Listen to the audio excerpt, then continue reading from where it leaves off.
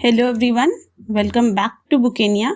आज हम देखने वाले हैं कि MEG 2 ब्रिटिश ड्रामा सब्जेक्ट में आप excellent and best to best answers कैसे लिख सकते हैं ताकि आप हाई टू हाई स्कोर्स लाएं। तो चलिए सबसे पहले देखते हैं कि किस तरह के क्वेश्चंस पूछे जाते हैं MEG 2 British drama term and exam में। तो सबसे पहला फॉर्मेट जो क्वेश्चन का रहता है वो रहता है आपका क्रिटिकल एप्रिसिएशन इन 150 मार्क्स। ये MEG 1 ब्रिटिश पोएट्री से सिमिलर है, जो कि RTC में जिस तरह से पोएम्स की लाइन रहती हैं उसी तरह यहाँ पे ड्रामा में जो डायलॉग्स होते हैं उनकी लाइंस रहती हैं। और एक क्वेश्चन 5 मार्क्स का रहता है। इसमें आपको 6 ऑप्शंस दिए जाते हैं और उनमें से कोई 4 ऑप्शंस आपको अटेंड करने रहते हैं। तो ये हो गया आपका टोटल 20 मार्क्स। 20 मार्क्स तो यहाँ से हो गए। फिर दूसरा क्वेश्चन टाइप जो आपको पूछा जाता है वो होता है आपका सीधे लॉन्ग आंसर क्वेश्चन, यानी कि ऐसे टाइप, जो 20 मार्क्स का एक रहता है। 7 ऑप्शंस दिए रहते हैं आपको, जिनमें से कोई भी 4 ऑप्शंस आपको अटेंड करने होते हैं। तो यहाँ से हो गया आपके 80 मार्क्स, यानी कि टोटल हो गए 100 मार्क्स। तो सबसे कॉमन पॉइंट्स क्या है जो दोनों ही आंसर्स में आपको देखने हैं, जो याद रखने, वो है कॉन्साइज आंसर। फिर लिमिटेड पेजेस हैं आंसर शीट में, एक्स्ट्रा आंसर शीट नहीं मिलती। MEG 1 में भी मैंने ये बताया था और ये सेम रहता है हर सब्जेक्ट के लिए, चाहे MEG हो या कोई और सब्जेक्ट भी हो। एक्स्ट्रा आंसर शीट नहीं मिलेगी, उतने में ही आपको अपना आंसर खत्म करना है। तो इसके लिए आप क्या कर सकते हैं, ये टू द पॉइंट लिखें, स्मॉल पैराग्राफ्स और सेक्शन में लिखें। अब यहाँ जो चेंज होता है, यानी कि MEG 1 और MEG 3 से जो डिफरेंट यहाँ पे है वो ये है कि instead of the word author यहाँ आपको ड्रामेटिस्ट या प्ले राइट वर्ड यूज करना है। आगे क्या है, तो सबसे मेन और इम्पोर्टेंट पॉइंट कि प्रॉपर स्ट्रक्चर फॉलो करना है। सबसे पहले अबाउट द प्ले राइट या ड्रामेटिस्ट लिखना है। फिर कॉन्टेक्स्ट देना है। कॉन्टेक्स्ट मतलब क्या, कि क्वेश्चन में किस बारे में पूछा जा रहा है ये बताना है। तो वहाँ कॉन्टेक्स्ट में आपको कैरेक्टर लिस्ट, ड्रामा में तो सबसे इम्पोर्टेंट है उसके कैरेक्टर्स, तो जो मेन कैरेक्टर्स हैं, मेजर कैरेक्टर्स, उनका लिस्ट आपको बताना है। मतलब एक एक लाइन मेंशन करना है या कैरेक्टर के नाम मेंशन करना है अगर क्रिटिकल एप्रिसिएशन है तो। फिर थीम, ड्रामा का या प्ले का थीम क्या है वो बताना है। फिर सेटिंग यानी कि जिस जगह पे ड्रामा हो रहा है या जिस प्लेस पे जिस टाइप में ड्रामा हो रहा है वो सेटिंग। फिर ड्रामा के जॉनर जैसे कि ट्रेजेडी, कॉमेडी, एब्सर्ड कॉमेडी, अलग अलग जॉनर के हैं ड्रामा MEG 2 में, वो मेंशन करने हैं। फिर आंसर का एक्सप्लेनेशन मेंशन करना है, उसे एक्सप्लेन करना है। फिर एक कंक्लूजन ज़रूर देना है। 5-10 मार्क्स के आंसर में छोटा कंक्लूजन और 20 मार्क्स के आंसर में एक अच्छा 3, 4, 5, 6 लाइन का पैराग्राफ एट द एंड। पहले देख लेते हैं क्रिटिकल एप्रिसिएशन इन 150 वर्ड्स का एक दिसंबर 2024 का क्वेश्चन, जैसे यहाँ पे है। ये आया है आपका alchemist play of Ben Jonson, जो MEG 2 ब्रिटिश ड्रामा का सिलेबस है, वहाँ से एक लाइंस पूछी हुई हैं। तो इसको स्टार्ट कैसे करेंगे, तो अबाउट द प्ले राइट या ड्रामेटिस्ट में क्या लिखना है, प्ले राइट का नाम, जैसे कि यहाँ पे बेन जॉनसन। फिर एरा, जिस एरा से है।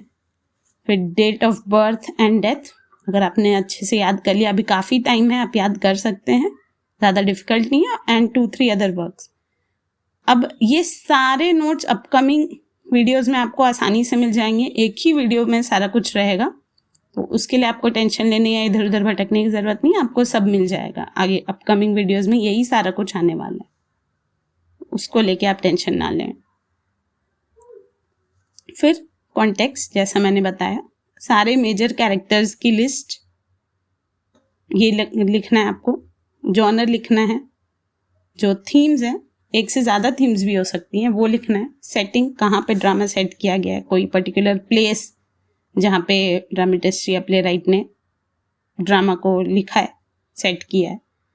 फिर रिटन और पब्लिश डेट भी अगर आप याद कर सकते हैं तो बहुत अच्छी बात है। एग्जैक्ट डेट आपको याद हो जाए तो आप वो भी लिख सकते हैं। फिर एक्सप्लेनेशन, हर एक लाइन का एक्सप्लेनेशन ड्रामा के रेफरेंस में, क्या मतलब है उन लाइंस का। दूसरा यहाँ मेजर डिफरेंस है जो कि आपके जो आंसर्स हैं उनका लेवल बढ़ाएगा, कि लीड कैरेक्टर वर्ड यूज करने के जगह आप वो जो वर्ड यूज करेंगे वो होगा प्रोटैगनिस्ट, और जो नेगेटिव कैरेक्टर है या कह सकते हैं जो आप मेन विलन है उसके लिए जो आप वर्ड यूज करेंगे वो होगा एंटैगनिस्ट।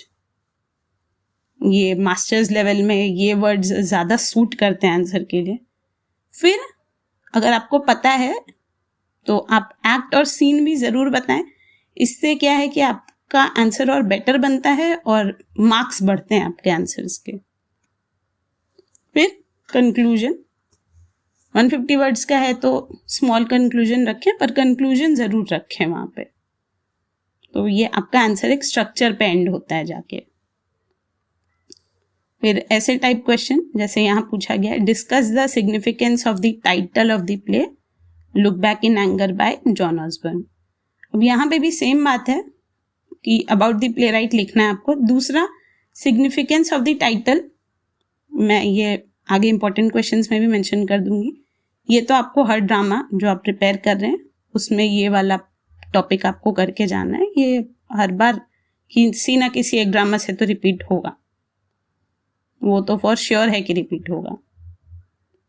फिर वही प्ले राइट का नाम, era, 2-3 other works of the poet. फिर कॉन्टेक्स्ट, यहाँ पे जैसे प्ले राइट का जो राइटिंग स्टाइल है उस बारे में।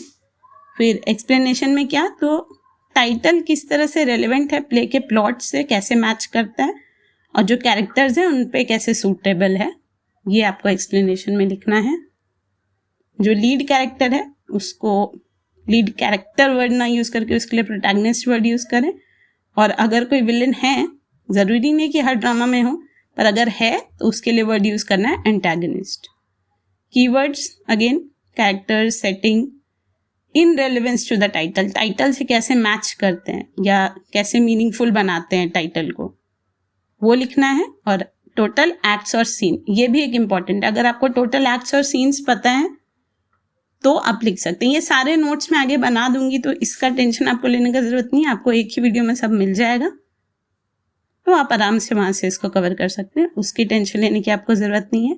अभी काफ़ी टाइम है तो आप आराम से पढ़िए और ये सारा कुछ याद कीजिए। स्मार्ट स्टडी के थ्रू आप इजीली कवर कर लेंगे और बहुत अच्छे मार्क्स आएंगे। ज़्यादा स्ट्रेस लेने की आपको ज़रूरत नहीं है। फिर एक्सप्लेनेशन, जो एक और सबसे इम्पॉर्टेंट चीज़ आती है वो है कि हर ड्रामा में कुछ एक डायलॉग्स होते हैं जो मोस्टली जो एंटैगनिस्ट या प्रोटैगनिस्ट ज़्यादातर बोलते हैं, वो उस ड्रामा का इम्पॉर्टेंट कोटेशन बन जाता है। उसको भी ज़रूर आप याद करने की कोशिश करें और वो ज़रूर मेंशन करें आंसर लिखते वक्त। इससे आपको और ज़्यादा अच्छे मार्क्स, आपके मार्क्स बढ़ते हैं ये करने से। और फिर कंक्लूजन, क्योंकि ये लॉन्ग आंसर है तो इसमें एटलीस्ट 4-5 लाइंस का एक अच्छा कंक्लूजन पैराग्राफ भी ज़रूर लिखें। बेसिकली बताएं कि आपने जो भी अभी तक बताया उसको एक समरी फॉर्म में बनाकर वहाँ पे लिखें।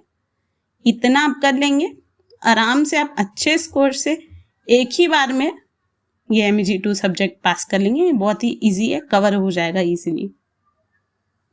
ठीक है, तो thank you for watching this video.